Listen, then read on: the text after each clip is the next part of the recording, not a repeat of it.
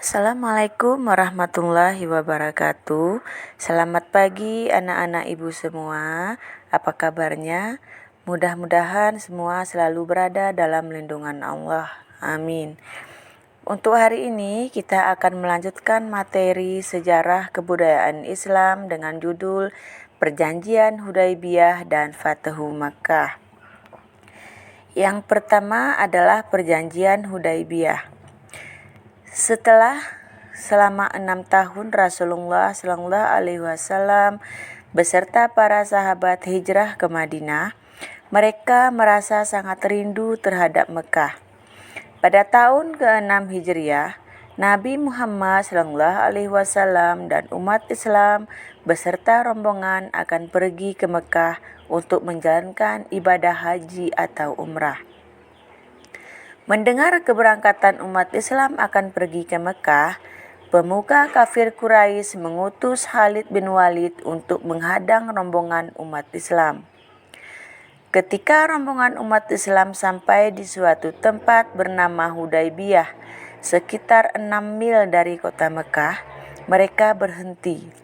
Nabi SAW mengutus seorang wakil untuk menyampaikan maksud dan tujuan mereka ke Mekah. Namun kafir Quraisy tidak mengizinkannya, sekalipun Utsman bin Affan yang menjelaskan maksud kedatangan umat Islam.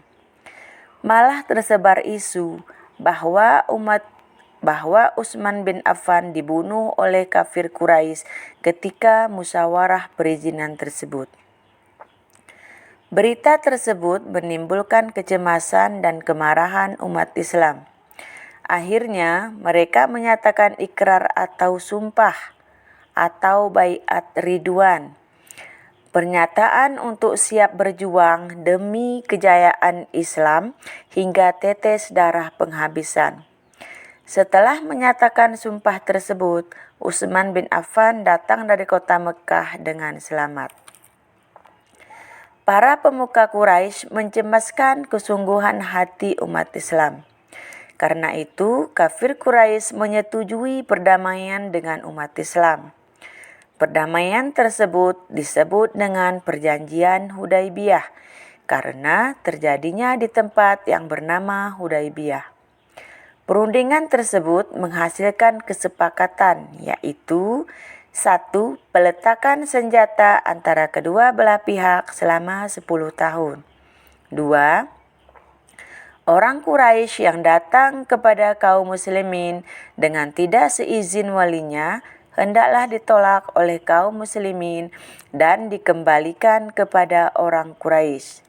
3. Orang Quraisy tidak menolak orang muslim yang kembali kepada mereka. 4. Barang siapa yang hendak membuat perjanjian dengan Nabi Muhammad dibolehkan. Begitu juga siapa yang hendak membuat perjanjian dengan Quraisy dibolehkan pula. 5. Kaum muslimin tidak jadi mengerjakan umrah pada tahun ini, tetapi ditangguhkan sampai tahun depan.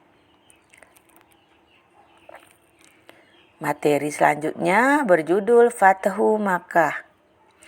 Saat perjanjian Hudaybiyah berjalan 2 tahun, suku Bani Bakar dibantu oleh kaum kafir Quraisy menyerang dan membantai Bani Khuza'ah yang telah menyatakan bergabung dengan umat Islam di Madinah.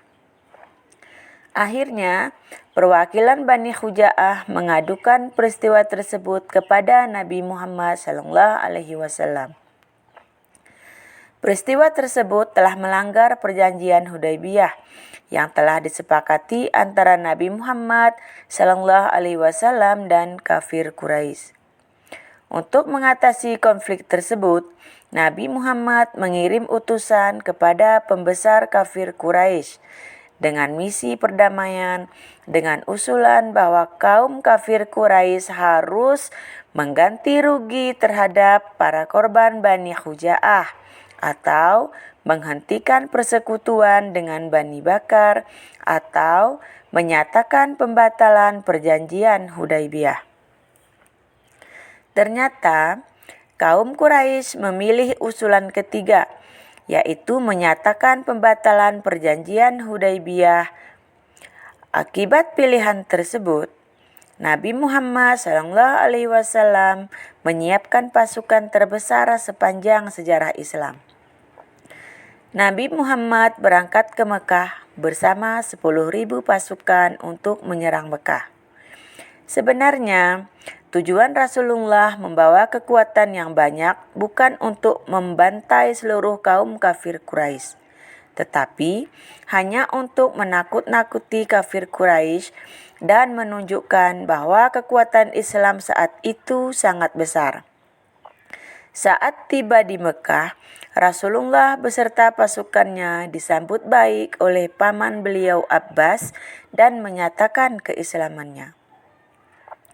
Setelah Abbas, Abu Sufyan datang juga menyambut Nabi dan saat itu juga menyatakan keislamannya. Setelah itu, Nabi Muhammad SAW memberikan kepercayaan kepada Abu Sufyan sebagai perantara dengan kaum Quraisy. Abu Sufyan kembali ke Mekah dan menceritakan besarnya kekuatan tentara Islam yang telah dipersiapkan. Hilang sudah harapan kaum Quraisy untuk menghadang pasukan Muslim. Dengan demikian, Rasulullah dan pasukannya dapat masuk ke Mekah dari 4 arah: utara, timur, selatan, barat.